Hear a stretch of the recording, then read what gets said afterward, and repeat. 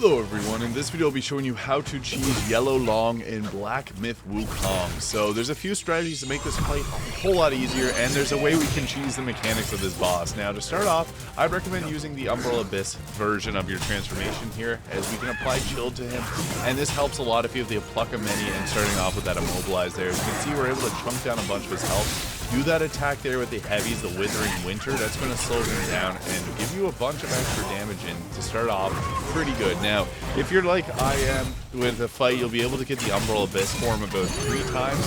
I also like to use this attack with the Rat Prince there, as it does kind of stagger him, so I like to get that off while I have the Pluck of Many monkeys out there. So the strategy here, this is the big strategy, is we're going to stay at a medium distance to him. As you can see, he's not attacking. Charge up your attack, and then boom. This is the main strategy that we want to be employing in this fight. So if you go too far, he will lunge towards you, or if you get close to him, he will attack aggressively. So it's kind of the balance between finding that spot where he doesn't come at you. So roughly around this distance here is what I found to work good.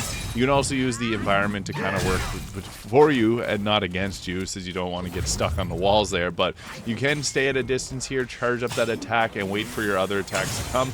Now, if you do get a little bit too far, he will do that charge attack there. It's really annoying to deal with. The best strategy whenever he's doing that attack is to not continue charging, actually just to dodge. It does suck to give up when you have 3 full focus points charged up, but it's better to just not take damage.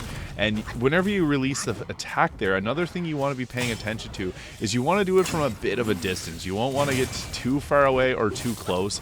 If you get close, he will still attack you. So use your Immobilize whenever you need to. If you get the build-up happening a bit quicker, that's a good time to get away and heal. I also like using the health potion that gives a bit of mana back, because we're going to be using a lot of it for this fight. Getting the Pluck of Many off a couple times is going to be useful. As you can see though, whenever we get that charge, its heavy attack off, it does stagger him. Now, the only unfortunate thing is when he gets to his second phase, it gets a lot more challenging. So yeah, you can trade blows with him, but I would highly recommend just dodge rolling towards the right-hand side. So if you dodge roll towards him, you have much better chances of avoiding his attacks. Now, I was just trying to spam the Pluck of Many there. That was not the rightest way to go about doing that.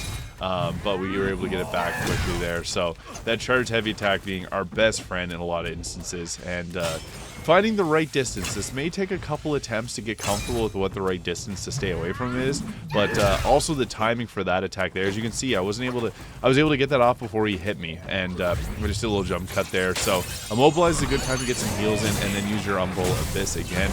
The Withering Winter being a very nice one, especially whenever he goes into the second phase where he's jumping around here.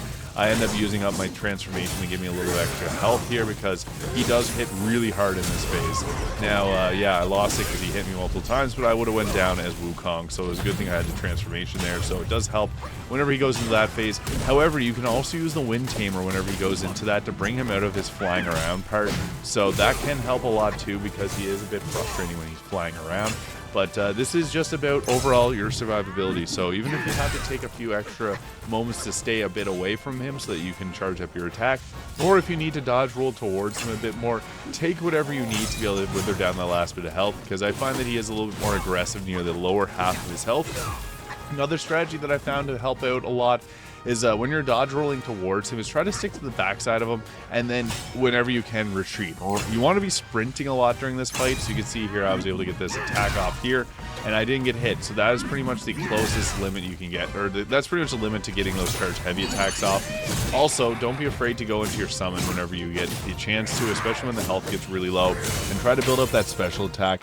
I like this one much better than Rising Tides, especially for this boss fight. Whenever you chill him, he does get a little bit slower, so that can help out with the pacing. However, we unfortunately lost that one pretty quickly. My computer was having some issues here whenever I was playing, so you're going to see here at moment my character just sticks and stays right out in the main area where I shouldn't have been. But again, the best strategy is, yeah, right here. I was just getting whacked and my computer lagged really badly, and I was just one shot away, but we beat him. Yellow Long, that's how to beat him. Hit that subscribe button below if you found this useful.